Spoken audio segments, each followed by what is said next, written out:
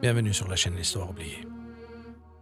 Le 12 octobre 1492, le célèbre navigateur italien Christophe Colomb découvre le continent américain pour le compte des monarques catholiques espagnols. Mais les manuels d'histoire ont oublié d'inscrire le nom d'un homme qui, 180 ans plus tôt, avait déjà foulé le sol d'Amérique. Je vous présente l'empereur et le grand explorateur Mansa Abubakar II.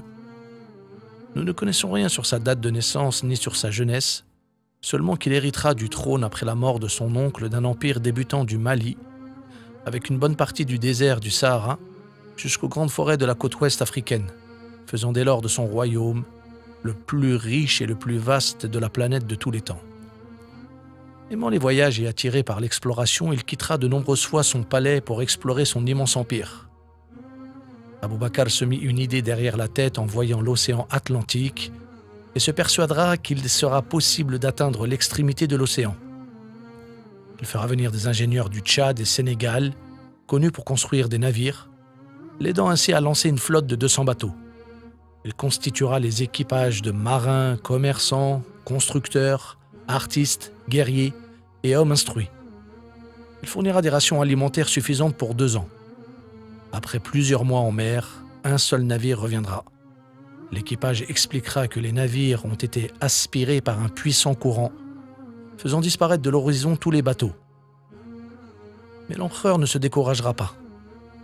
Et en 1311, il prendra la tête de la 2e expédition avec plus de 3000 navires, donnera le trône à son frère Moussa et embarquera sur l'un des bateaux pour naviguer vers cette destination inconnue dont il ne reviendra jamais.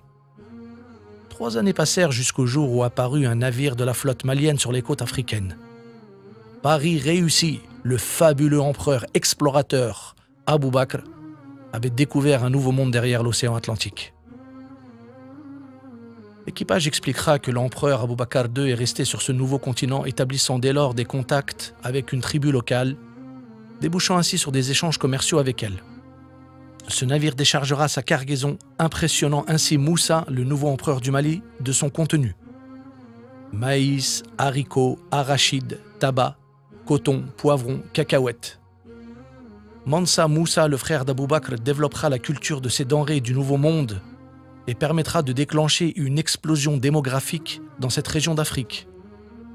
En échange, le roi du Mali enverra des ovins, bovins, pintades, riz et le mil, ouvrant ainsi pour la première fois dans l'histoire de l'humanité la route du commerce maritime entre l'Amérique et l'Afrique. L'histoire universelle nous apprend que la plus grande relation entre ces deux continents n'a pas commencé par l'esclavage des hommes comme on pourrait nous faire croire, mais plutôt grâce à l'exploration d'un empereur amoureux des découvertes et des voyages.